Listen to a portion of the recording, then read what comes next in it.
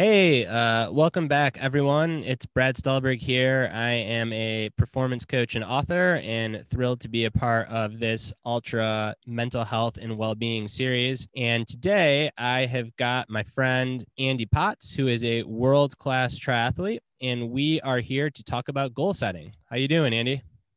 I'm great, Brad. Thanks for having me. I'm looking forward to this conversation. Yeah. So, where should we start? How do you think about goal setting? There's a certain timing to it. I actually will wait through the season. Let's say we're at the end of the season, and I'll take a few weeks off before I start to set goals, and I'll let my mind wander. And in that wandering process, I start to figure out what will really light my fire. What would really get me excited for next year.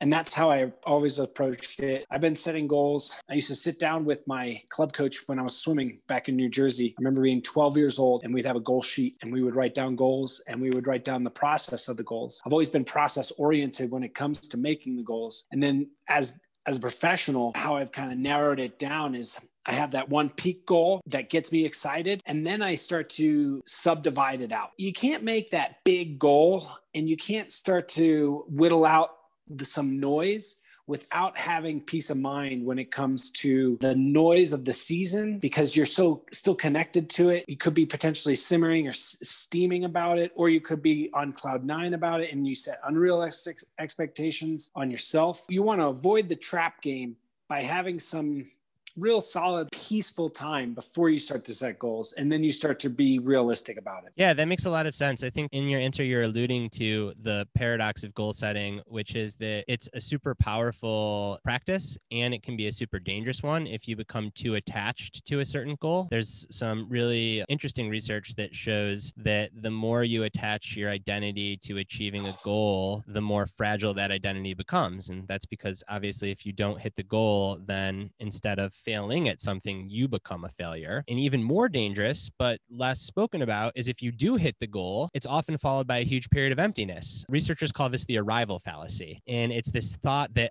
if I just get the promotion, if I just qualify for Boston, if I just win Kona, then I can be at peace. Then I'll have arrived. But the goalpost is always 10 yards down from the end zone. When you talk about goalpost, I look at it as our potential. Right. So we all have this individual potential. And when you set goals, you want it to be at that scratching point of can I almost reach it? It's right at the peak of my potential. If you achieve it, then your potential grows and you become potential of you're capable of more. If you don't achieve it, that doesn't mean you didn't have the right processes in the right way to make the main thing and reach your goal, because there's that control aspect of the things that you can control and the things you can. I can't control my competitions, so I can influence them and I can affect them by my behaviors and actions, hopefully tripping them up by making them make an earlier mistake than they wanted to, or exploiting a weakness that they weren't ready for. But ultimately, I'm not responsible for them. I'm responsible for me. And there has been a half a decade of my life where I did exactly what you said. I attributed my self-worth to my placing and my goals. When it was reached, it was about me. And I tried to deflect it. I was actually pretty decent at deflecting that and saying it's about the team and the people that I work with. I was working on the ownership of when I succeed, it was a team thing. And when I fail, it was very individual. I was trying to look inward when I failed and outward when I succeeded. When you attach your personal self-worth to goals, those stumbles, those trips, you land hard and they're crushing. Yeah, something that I talk about quite often with my coaching clients is trying to shift the mindset from achieving a goal to being on a path of mastery. And I think that that's just my language for what you talked about, reaching your utmost potential. And when I think about mastery, I often actually think about defining core values that might be related to the endeavor that you're competing in or working in, but they might be different. It might just be, I want to be a stronger, better, kinder, wiser person. And that's the end goal. And that's the ultimate dashboard that you measure yourself against. And then how fast you run, how fast you swim, how fast you ride, whether or not you get that promotion, those just become mile markers on this broader path. Because ultimately, the Ram Dass said, we're all walking each other home. At the end of the day, we're all going to the same place. The real goal is as I said, mastery, as you said, said, get the most out of your potential, the more that you can zoom out and gain that broader perspective. It's not that winning or losing a race, getting a promotion or not doesn't matter, but when you can put them in that broader perspective, you can hold those things more lightly. What I wanted to talk to you a little bit about and see what your perspective was with regards to what you just said. When I set goals, I talk about the big thing and the main thing,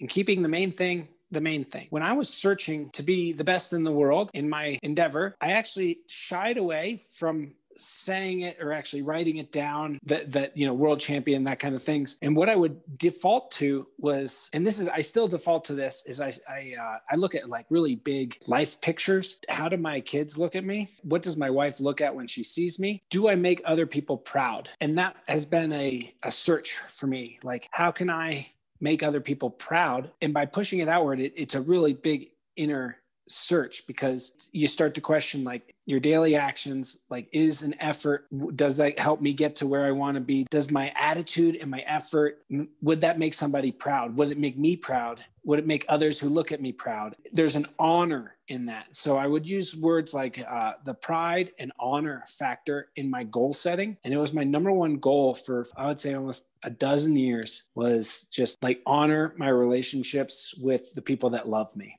That was more or less what the main goal was. I think that, going from like the core values then down to, well, what are the daily practices that work in service of that? And I think the other time that having those big life goals or those values-based goals are really helpful is when you find yourself in a challenging situation or an ambiguous situation, you can ask yourself, well, what would the honorable person do? Or what would the more loving person do? What would the wise person do in this situation? And then let that guide your actions. And again, it's not to say— it provides clarity. Clarity, yes. And it's not to say, because like presumably there's a lot of type A driven people tuning in, you should still have those goals to win the race, the metaphorical race in your life, whatever it is. And you should be really happy if you hit them, and you can be sad and grieve if you don't. And it's just so important to situate those goals in something broader, because if you don't, you're going to get on this emotional roller coaster of, oh, high, low, and that really can wear you out. When I looked at how I set my goals, and you alluded to it. So if you have that overreaching main thing, keep the main thing, and then the trickle down is what I would do is I would set it up. So what are the aspects that create that belief system in myself? And then I would go into numbers. I go into numbers. I go into placings. I go into effort. And all of it is in relation to those sticky moments when I'm down and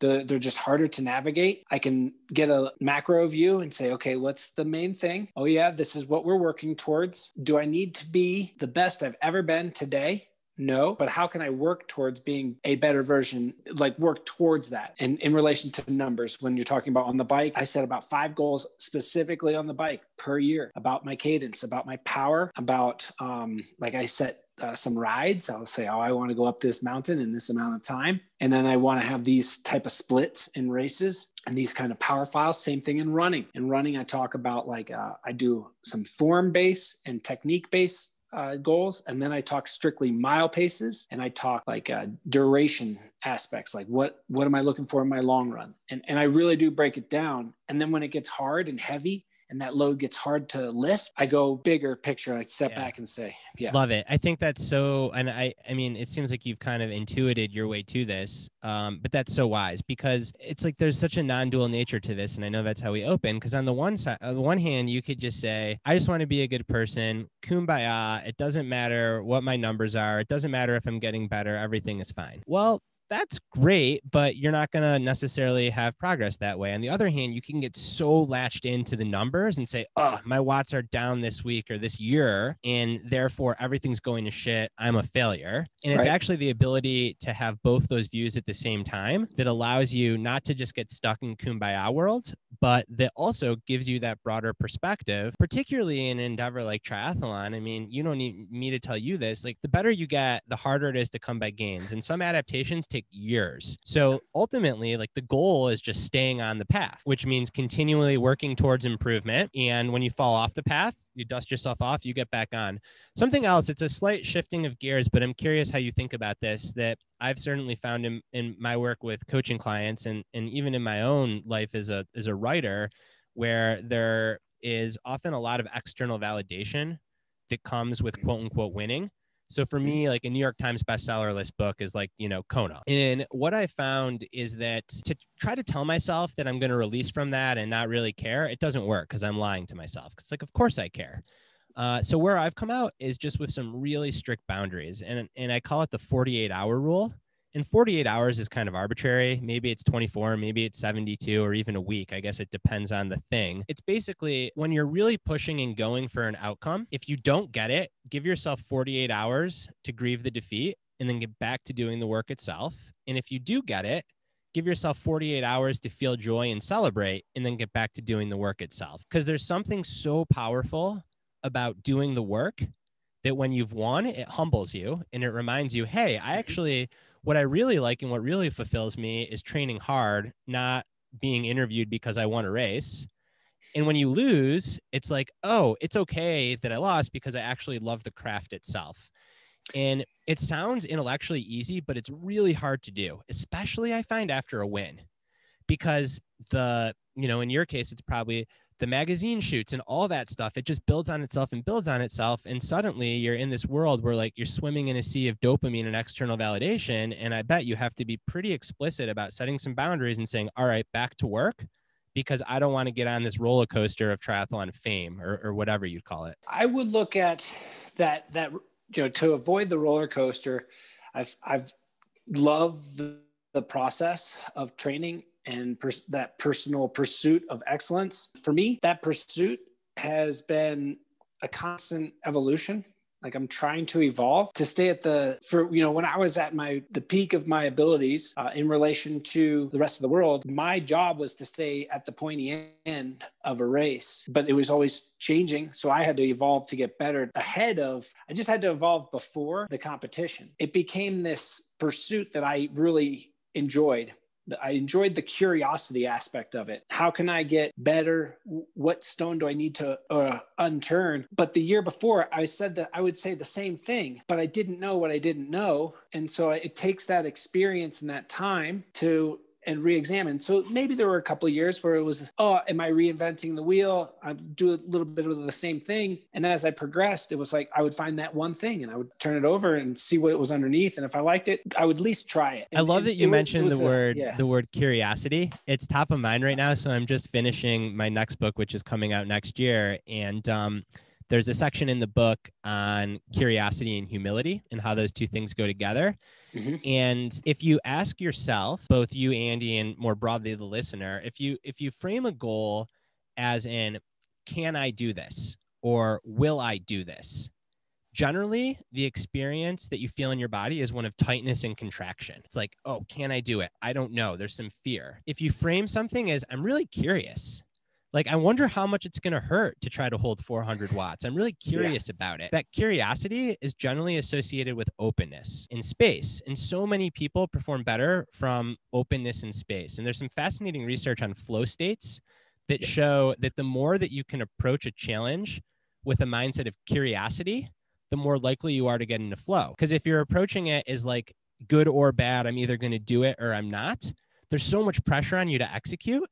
Whereas if you're just curious, it helps you like stay in the moment, if that makes sense. So I love that you use the word curiosity in terms of how you think about, like, especially when you're getting towards the best, because the pressure of being like, well, my goal is to be number one, that has a lot of pressure. Whereas if you can frame it as, I'm really curious what it would take to be number one, that probably allows you to drop your shoulders a little. I would do those mental framing before races, especially I remember saying these things to myself before World Championships, from like 2008 through 2015.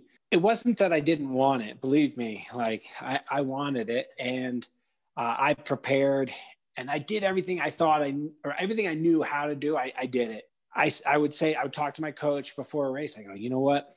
And I remember, I obviously remember these conversations because I would have about a dozen of them every year. And I would say, coach, I don't know how tomorrow is going to play out. I don't know, but man, am I curious to find out. And that would be we'd hang up and then we'd talk after the race. And it allowed some weight to be off the shoulders, because yeah, there was some pressure. I think some of it was internally.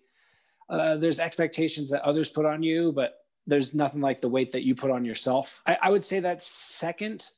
Maybe that's the mindset you need to go into when you do carve out and set goals, is that curiosity approach and the expectations that come along with it. They don't have to be daunting. They can be curious based. Yeah. Listeners and viewers, hopefully you enjoyed and learned a thing or two, and really appreciate you following along in this program, and best of luck to y'all as you kick off 2021. Thanks, All right. man.